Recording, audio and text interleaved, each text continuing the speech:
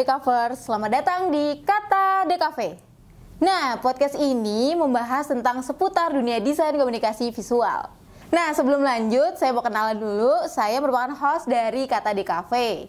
Saya Nabila. Kalian bisa panggil saya Bila atau Nabila, terserah kalian. Nah, di episode perdana ini kita kedatangan bintang tamu atau narasumber yang sangat terkenal di Dekafe Mercu Buana. Siapa lagi kalau bukan Kaprodi kita, Pak Irfandi Musnur. Oke, halo para Dekavers. Ini para Dekavers ya? Iya, betul. Sebutannya para Dekavers, Pak. Para Dekavers ya. Ini mungkin kenalin dulu kali ya. Saya, ini podcast pertama nih gitu ya, Bil ya? Iya, tegang ya. Mungkin lu sih yang tegang ya. Oh iya. Oke, kenalin saya Irfan ya, salah satu ketua program studi di Universitas Mercu Buana. Tepatnya di Prodi Desain Komunikasi Visual. Betul. Karena podcast kita Desain Komunikasi Visual, mungkin saya dihadirkan di sini untuk ngobrol-ngobrol ya di podcast perdana kita ini. Nah, Pak, membahas tentang kuliah Desain Komunikasi Visual, masih banyak yang bingung nih, Pak, tentang kalau kita lulus jadi sarjana, terus kita kerja tuh kerjanya jadi apa sih, Pak, sebenarnya? Oke. Iya, itu sih juga suatu harapan yang penting ya kalau orang kuliah, pasti kita selalu berpikir, nah kalau selesai kuliah kan kita mau kerja nih, gimana sih sumbangsinya kuliah gitu ya. Nah, kebetulan karena kita di prodinya sarjana ya. Iya, sarjana S1. Apa ya, itu juga satu hal yang jadi pertanyaan juga sih ya kalau di sisi pendidikan tuh. Karena ada vokasi juga, kamu harus tahu tuh. Tahu nggak Bila tuh? Tahu ada. Bedanya vokasi sama sarjana tuh. Apa tuh, biar teman-teman tahu. Nah, ini juga penting sih. Mungkin jadi satu clue juga ya kalau mau masuk di DKV gitu ya. Karena kalau aku lihat sini secara data kan kebanyakan DKV itu kan S1 sekarang, Bil. Nah, kalau lihat secara justru kebutuhan keilmuannya malah lebih ke vokasi kalau lihat gitu ya. Kenapa tuh, Pak? Ya, tapi ya nggak masalah juga sih sebenarnya. Pada dasarnya kan semuanya semua mempelajari persoalan-persoalan desain komunikasi visual. Nah, untuk kerjaannya sih saya pikir sekarang lagi sangat banyak yang membutuhkan malah gitu ya kalau di dunia kreatif ya. Iya. Apalagi kalau kita lihat sekarang kan DKV itu salah satu subsektor ya di Kemenparekraf ya kalau nggak salah. Itu ada desain komunikasi visual, desain produk, dan desain-desain yang lainnya. Nah, untuk prospek kerjanya sih banyak banget ya. Kalau di sisi teknis ya tentu saja pasti dibutuhkan banget nih, ada ilustrator misalnya nih, kalau kamu pintar ilustrasi. Kamu jago apa, Bil? Kira-kira? Saya? Atau jago di manajemennya aja? Atau apa gimana? Saya jago ngomong nih, Pak. Wah, itu. Jadi kalau di DKV kan komunikasinya saya. Ya mungkin gitu, bisa jadi gitu ya. Jadi ya kalau kita ngomongin teknisnya sih sebenarnya dari teknis saja banyak macam-macam tuh. Kamu bisa jadi ilustrator gitu ya kalau jago ilustrasi. Sekarang kan ada profesi yang seperti misalnya konsep art gitu ya. Iya. Baik di animasi, di produksi iklan dan yang lain Storyboard gitu ya. juga bisa. Nah, bisa jadi storyboard juga. Ya berkaitan dengan dunia kreatif semua kayaknya semua bisa dimasukin oleh teman-teman. Bisa diangkut ya sama bisa diangkut lah anak-anak di kafe. Teman-teman di kafe gitu ya. Animasi gitu ya, walaupun mungkin sekarang belum banyak prodinya ya. Sekarang anak-anak di kafe malah banyak terserap ke sana gitu ya, animasi. Pokoknya dunia industri kreatif itu kayaknya sekarang sudah lagi bertebaran, teman-teman di kafe bisa masuk ke sana. Bahkan sekarang ya hampir semua industri sekarang butuh kreatif karena kan mereka butuh promosi, branding dan segala macam. Nah, divisi-divisi itu yang saya rasa juga peluang kerjanya sangat memungkinkan sekali untuk teman-teman di kafe masuk, apalagi beberapa puluh tahun ke depan gitu ya, zaman digital gitu ya. Siapa sih nggak butuh di kafe gitu ya? Pasti ya prospeknya bagus lah. Iya. Banyak nih, Pak, di sosial media saya tuh, di DM saya tuh banyak yang masuk, mereka nanya kalau jadi DKV, kalau ikut mata kuliah DKV ya silakan. Kita tuh harus bisa gambar atau enggak gitu. Oke.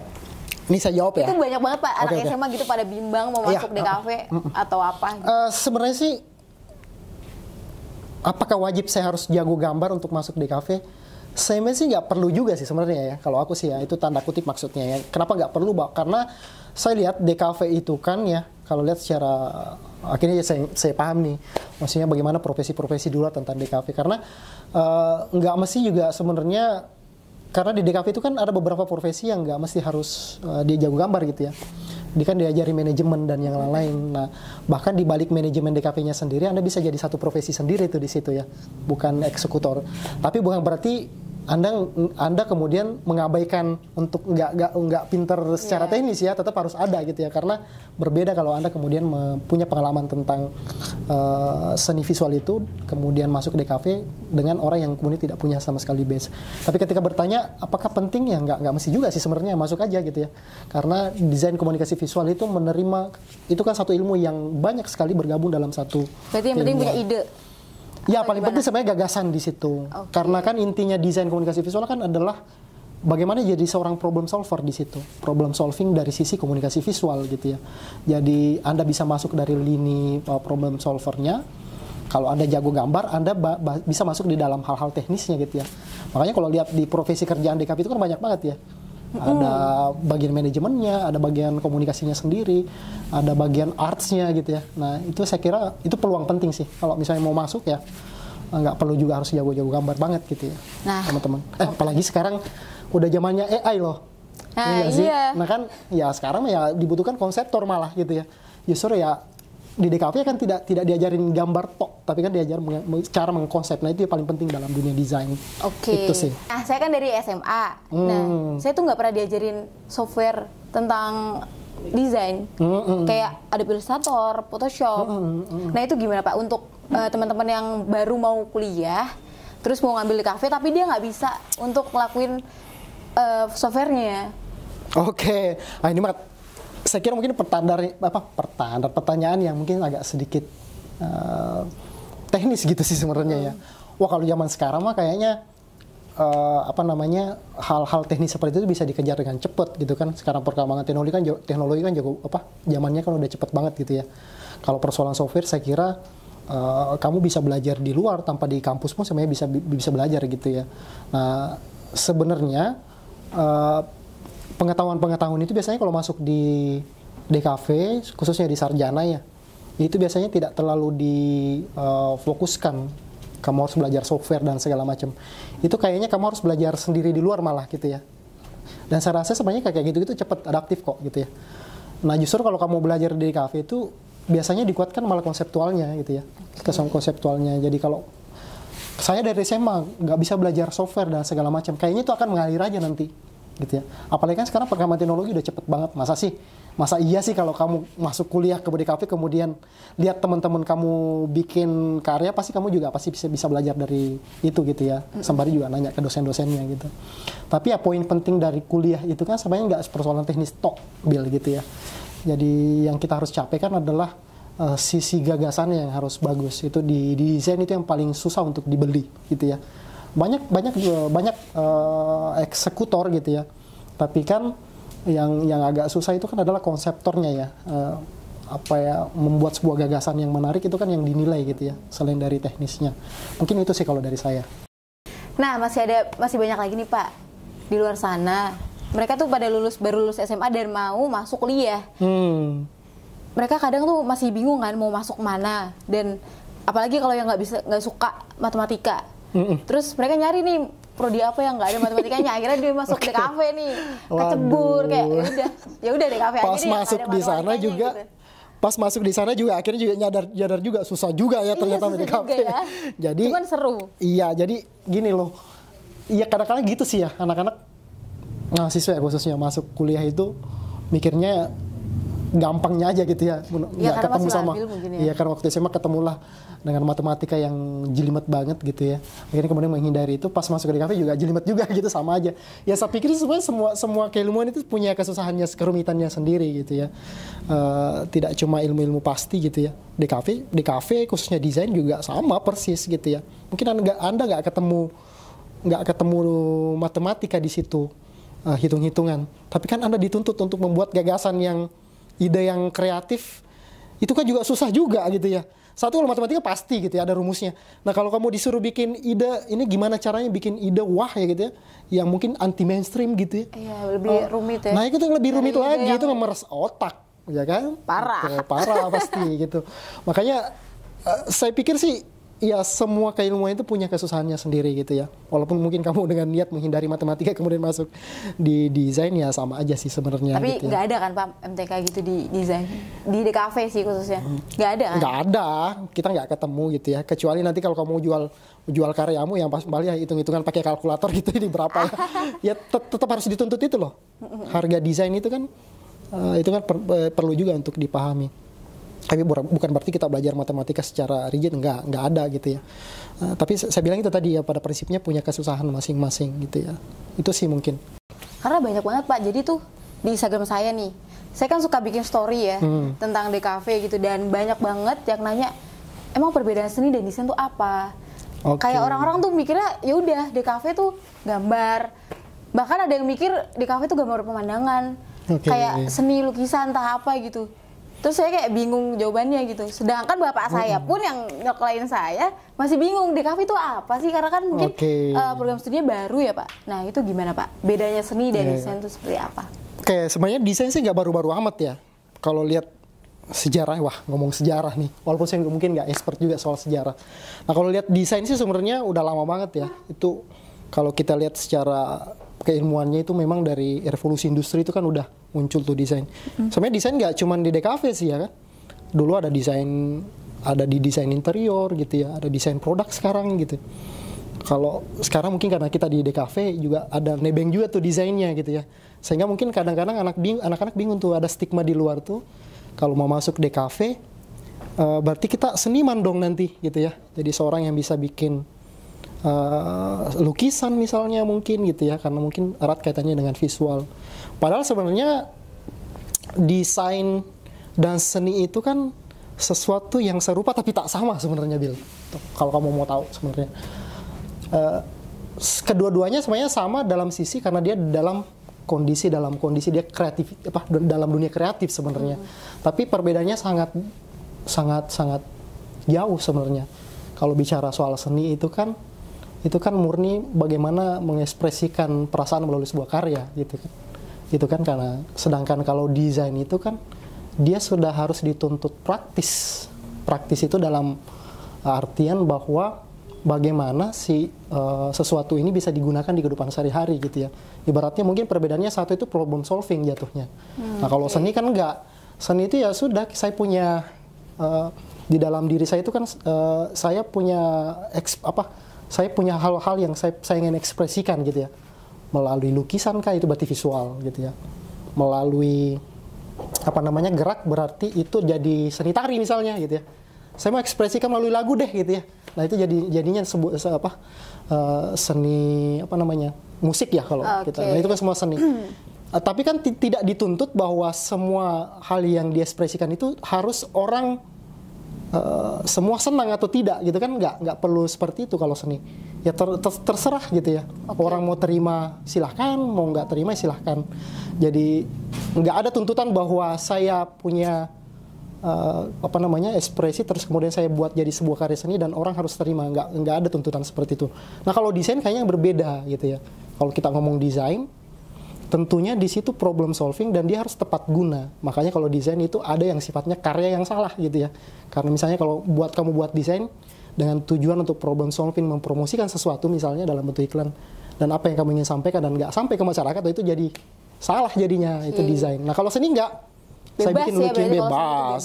Kalau saya bikin bebas, dan kalau desain tuh problem masalah gitu ya. Maksudnya kalau ada orang yang mau bedanya itu sih. Kalau seni itu kan sebenarnya kita sesuatu yang dihasilkan itu dalam bentuk ekspresi diri pribadi saja gitu ya. Nah tapi kalau desain kan enggak, kita punya tujuan gitu ya. Tujuan yang bikin kursi ini kan mungkin kalau lihat secara seni kan ada keindahannya gitu ya. Tapi kan di sisi lain yang paling penting fungsinya. Nah itu desain bekerja di situ. Dia harus punya fungsi untuk duduk gitu ya. Nah kalau seni kan nggak memperhatikan itu. Lukisan wes dipandang indah, udah di situ saja. Nah mungkin itu perbedaannya. Tapi bukan berarti bahwa desain dan seni ini harus kepisah, enggak.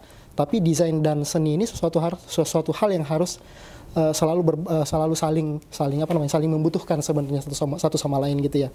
Karena kalau kita bikin kursi itu misalnya ya, kan kita nggak ngobrol soal fungsinya tok ya kan ya.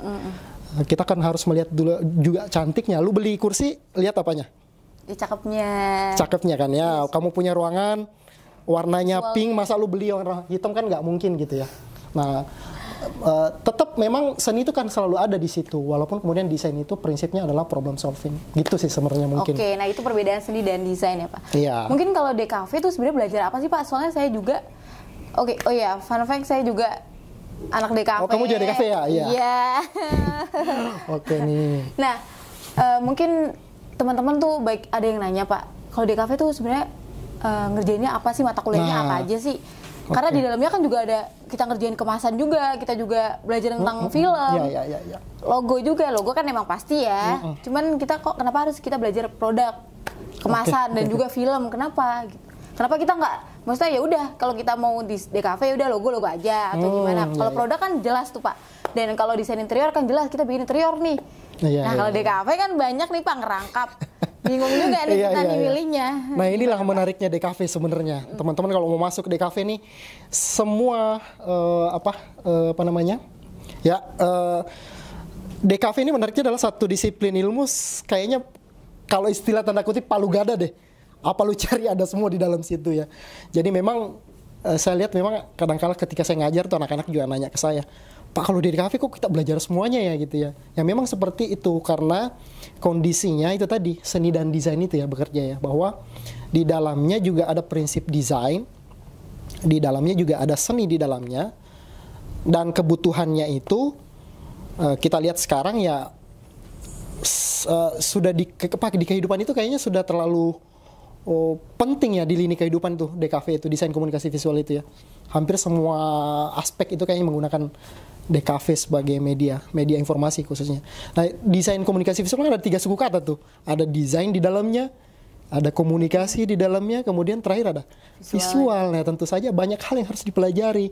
Jadi teman-teman kalau mau masuk DKV itu bukan cuman aku jago gambar nih, wah DKV nih masuk nih, atau masuk seni rupa nih gitu ya.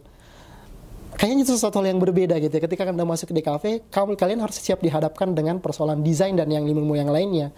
Ya kan? Seperti itu. Jadi, kenapa kemudian saya harus belajar banyak? Ada ilustrasi, ada manajemennya juga gitu ya. Ada risetnya juga dan segala macam, apalagi di sarjana ya, kenal dengan riset. Ya belajar semua itu karena beban kita tidak cuma seni di situ. Beban kita adalah desain, di mana tadi desain itu adalah bagaimana menjadi problem solving. Problem solving dari sisi komunikasi dan visualnya. Jadi bagaimana Anda itu hadir sebagai problem solver, bagaimana semua pesan-pesan itu bisa disampaikan melalui visual gitu. Jadi Anda belajar seninya pasti, tentu saja seni yang di sini pelajari adalah visual kan ya. Kemudian pasti ada merembet ke multimedia, karena kalau kita bikin iklan kan nggak mungkin nggak ada suaranya, pasti ada musik juga kan. Dan kamu harus tentu saja akan bersentuhan dengan suara juga di situ gitu ya, multimedia gitu ya. Multimedia ya media yang banyak kemudian bergabung jadi satu, jadi iklan gitu ya, jadi TV. Anda belajar film pastinya gitu ya. Ya segala hal jadi modal kalian untuk dijadikan sebagai media untuk menyampaikan pesan. Nah belum lagi kamu akan belajar tentang komunikasi di situ.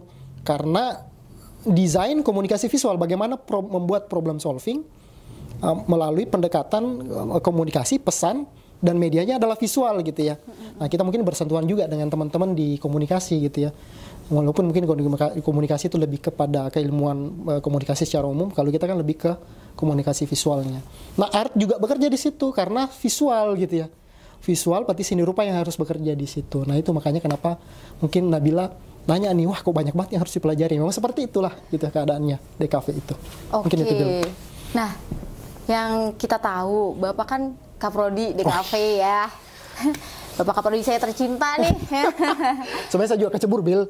Oh iya, nah itu Bapak dulunya tuh kuliah apa sih? Kok bisa kecebur? Boleh sih, mungkin saya cerita dulu kali ya. Boleh. Saya tuh sebenarnya bukan orang DKV tau. Oh iya. Ya, jadi saya justru malah dari seni rupa. Kenapa bisa terjun ke dunia DKV ini? Oke, sebenarnya kecebur sih semuanya, tapi ya kecebur yang nikmat gitu ya, tanda kutip. Oh, berarti seneng ya di DKV? Artinya karena kalau saya bertahan di seni rupa terus, ya mungkin wawasan saya nggak luas gitu ya. Saya kan selalu bermain di area itu tadi, ekspresi, rasa, dan segala macam buat karya saya dan karya saya sendiri gitu ya. Dan saya ternyata pas masuk di DKV itu saya juga sempat pusing juga tuh. Saya selesai kuliah tuh S2 gitu ya. Ambil seni rupa juga, penciptaan pada saat itu di salah satu perguruan tinggi di Yogyakarta. Nah, bingung juga tuh mau ngerjain apa gitu kan. Akhirnya kemudian masuklah ke dunia pendidikan gitu ya, jadi dosen dulu. Nah, masuk di DKV itu bingung saya. Itu banyak sekali istilah yang aduh beda banget ya sama di seni rupa gitu ya. Kalau di seni rupa kan dia punya istilah-istilah sendiri yang mungkin pada saat itu kita pelajari. Aku pikir juga di mindset saya ya DKV itu ya udahlah mirip-mirip juga lah sama seni rupa gitu ya. Ternyata pada saat masuk wah beda banget gitu ya. Ternyata pada saat saya masuk di DKV itu ada istilah-istilah yang masih harus aku pelajari kembali gitu ya. Yang mungkin sangat berbeda dengan seni yang saya geluti di awalnya gitu ya. Nah, disitulah kemudian saya memahami bahwa ternyata di dunia desain komunikasi visual itu sesuatu hal yang berbeda dengan seni rupa, tapi sesuatu hal yang agak sedikit bukan mirip ya, tapi di sana di DKV itu ada seni di situ gitu ya. Makanya kemudian kenapa kemudian DKV ini juga agak mirip-mirip dengan seni rupa gitu ya. Bahwa seni rupa ini adalah bagian dari DKV gitu ya. Walaupun di DKV ada istilahnya karena desain gitu ya. Jadi bagaimana anak-anak dituntut jadi problem solver gitu ya. Kalau dulu saya zaman seni rupa masuk di seni rupa kan enggak. Ya bagaimana bikin karya toh mengekspresikan apa yang saya rasakan gitu ya. Gitu sih Bill sebenarnya. Nah, kita tadi udah bahas tentang seni dan desain. Mungkin kalau seniman tuh termasuk pesaing anak desain nggak sih, Pak? Jadi saingan nggak sih? Iya, benar-benar. Ya karena apa ya, itu tadi saya bilang ya, desain dan seni itu, apalagi kalau ada yang nanya, seni vs desain gimana sih gitu ya. Sebenarnya bukan vs, tapi itu kan sebenarnya kolaborasi gitu ya. Seni dan desain itu kan sesuatu hal yang tak terpisahkan gitu ya. Kalau nanya, nah kalau di dunia kerja saling tarik-tarikan dong? Enggak juga gitu ya. Karena mereka punya peran masing-masing. Nah kalau kita lihat sekarang di seni murni ya, kalau kita lihat juga sekarang juga merapat di industri kreatif gitu ya. Kalau biasanya aku kadang ke jalan-jalan ke industri gitu ya, ketemu teman-teman di animasi misalnya. Kadang aku juga melihat ternyata teman-teman yang kerja banyak di sana, termasuk konsep artnya gitu ya, konsep artnya, kemudian eksekusinya ya, itu juga ternyata terserap dari teman-teman seni malah gitu ya, khususnya di seni rupa. Mereka juga ternyata prospek kerjanya bisa bareng di sana gitu ya. Dan saya rasa nggak mungkin berebutan ya, karena saya pikir industri untuk kreatif ini kan sebenarnya kayaknya semua lini sudah butuh semua gitu ya. Bahkan pendidikan saja kalau kita lihat di kampus saya misalnya gitu ya, apalagi swasta gitu ya kan butuh untuk promosiin misalnya. Berasa nggak, Bill? Kalau lihat sekarang perguruan tinggi, kalau promosi ini kan pasti banyak visual-visual yang bertebaran, ya nggak sih? Iya kan ya? Iya, berarti itu anak desain. Iya, pasti anak desain di situ. Apalagi di industri kayak misalnya film, animasi. Nah itu teman-teman seni di situ juga masuk gitu ya, DKV juga masuk. Justru saya sih lihat bukan saingan, tapi justru mereka berkolaborasi malah gitu ya, dalam satu kerjaan. Dia jadi satu tim. Gitu sih sebenarnya. Nah, buat teman-teman yang mau masuk SMA nih Pak, mau masuk kuliah. Masuk SMA, kuliah mau gitu ya. Mau masuk kuliah, ya anak SMA yang mau masuk kuliah. Sebenarnya kuliah di DKV itu mahal nggak sih Pak? Secara alatnya, mungkin laptopnya butuh spek yang seperti apa? Gitu. Mahal nggak sih Pak? Gitu. Ya tergantung sih, kalau aku sih yang mahal ya otaknya. Otaknya harus canggih sih sebenarnya ya. Karena yang dibutuhkan sebenarnya bukan persoalan alat dan yang harus mesti gimana gitu ya. Sebenarnya yang justru mahal adalah mereka harus mampu kreatif. Itu sih yang paling penting untuk di upgrade terus gitu ya. Apalagi sekarang kan sama teknologi nih, digital gitu ya. Kemudian sekarang udah AI dan segala macam. Saya kira kemampuan teknis kan udah banyak diolah di teknologi gitu ya. Membahas tentang teknologi. Nah kan sekarang udah ada namanya AI ya Pak. Nah itu kan gimana tuh Pak? Kita kan sebagai desainer, apakah itu pesaing sebagai desainer gitu? Atau malah kebantu atau malah saingan nih sama sikut-sikutan nih kita desainer? Itu gimana tuh Pak? Konteksnya sih mungkin nggak sikut-sikutan sama desainer ya, tapi kalau kita lihat ya perkembangan teknologi kan pasti sebenarnya kan prinsipnya memudahkan gitu ya. Tapi memudahkan itu jadi meringkas kerjanya seorang desainer gitu ya. Nah itu juga terjadi di DKV nih. AI muncul, otomatis kan ada pekerjaan yang mungkin terpangkas. Nah apakah kemudian seorang desainer jadi terancam gitu ya kerjanya kemudian jadi tergantikan. Kalau aku sih mungkin nggak terancam, justru mungkin jadi sebuah peluang baru, jadi profesi baru. Nah kalau AI sekarang kan apa sih yang sekarang berkembang kalau AI menurut Bila tuh?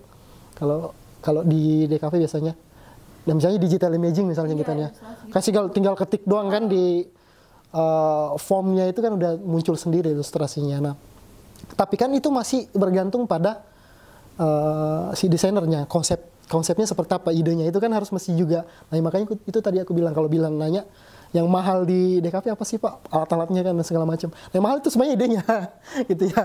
Jadi kamu iya, nah cara mendapatkannya kenapa mahal aku bilang ya kamu harus punya preferensi, tiap hari harus update terus gitu ya kalau di DKV itu.